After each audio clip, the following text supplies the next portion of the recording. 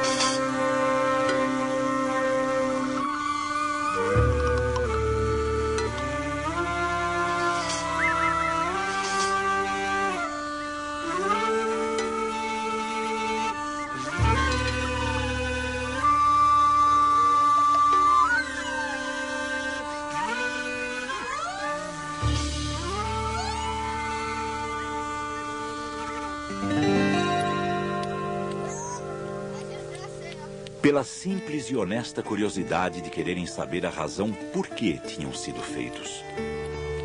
A nossa primeira mãe e o nosso primeiro pai provaram do fruto da árvore do conhecimento do bem e do mal.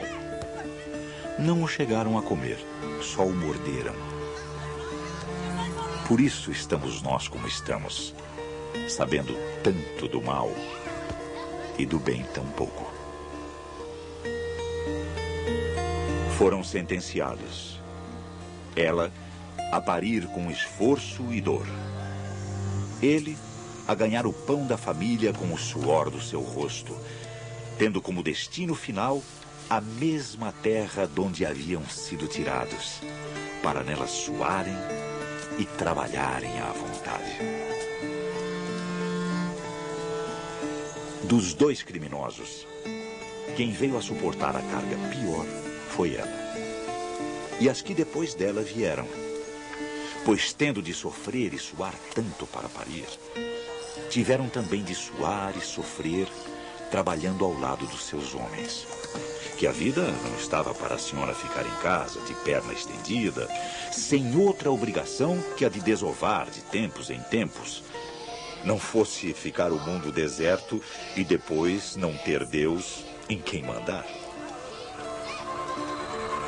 Contudo, e por desgraça, um outro erro nas previsões divinas não demoraria a manifestar-se.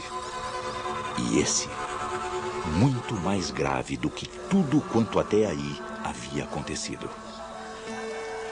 Foi o caso que, estando já a terra assaz povoada de filhos, filhos de filhos e filhos de netos da nossa primeira mãe e do nosso primeiro pai, uns quantos desses, esquecidos de que, sendo a morte de todos, a vida também o deveria ser, puseram-se a traçar uns riscos no chão, a espetar umas estacas, depois do que anunciaram que, a partir desse momento, estava proibida, palavra nova, a entrada nos terrenos que assim ficavam delimitados, sob pena de um castigo que, segundo os tempos e os costumes, poderia vir a ser de morte, ou de prisão, ou de multa, ou novamente de morte.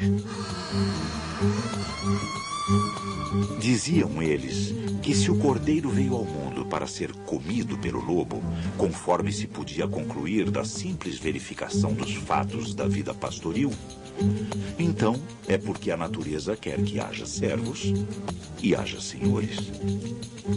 Que estes mandem e aqueles obedeçam. E que tudo quanto assim não for, será chamado subversão.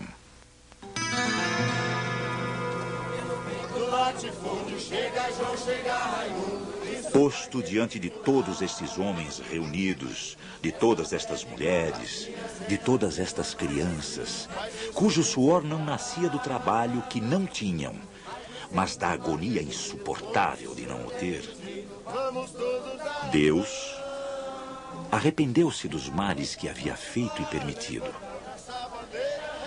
a um ponto tal que quis mudar o seu nome para um outro mais humano. Falando à multidão, anunciou: a partir de hoje, chamar-me-eis Justiça. E a multidão respondeu-lhe: justiça já nós a temos, e não nos atende. Soldados da polícia militarizada, armados de espingardas e metralhadoras, abriram fogo contra uma manifestação de camponeses que bloqueavam a estrada em ação de protesto pelo atraso dos procedimentos legais de expropriação de terras. Os 19 mortos de Eldorado dos Carajás foram mais uma gota de sangue no longo calvário que tem sido a perseguição sofrida pelos trabalhadores do campo.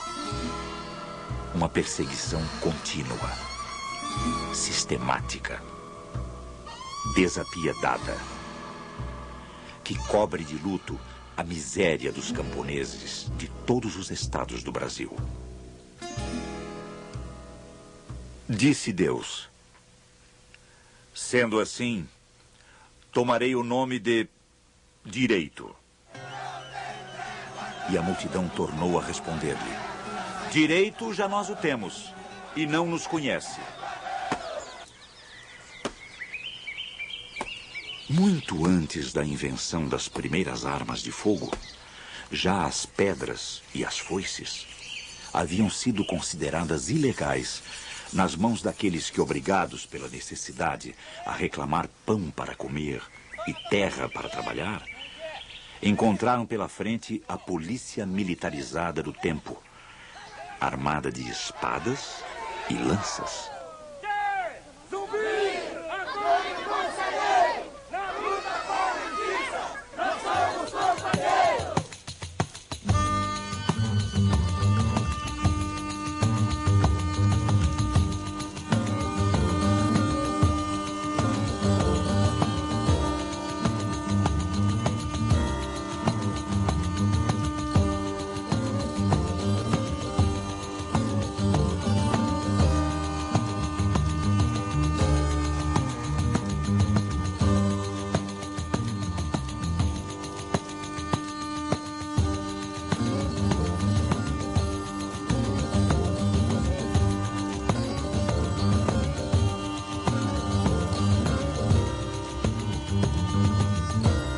E Deus manifestou-se mais uma vez. Nesse caso, ficarei com o nome de caridade.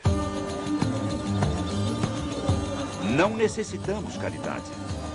O que queremos é uma justiça que se cumpra e um direito que nos respeite.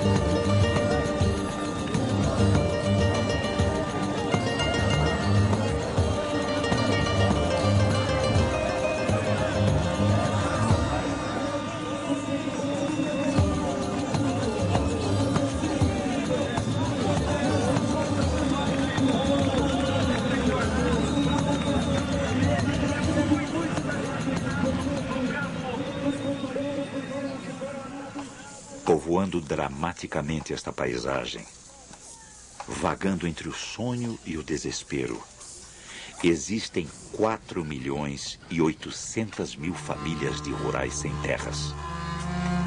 A terra está ali, diante dos olhos e dos braços. Uma imensa metade de um país imenso. Mas aquela gente não pode lá entrar para trabalhar, para viver com a dignidade simples que só o trabalho pode conferir.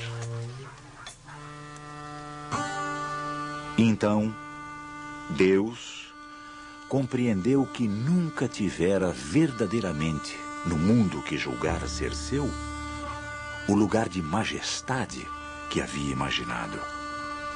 Que tudo fora, afinal, uma ilusão. Que também ele tinha sido vítima de enganos, como aqueles de que se estavam queixando as mulheres, os homens e as crianças. E humilhado, retirou-se para a eternidade.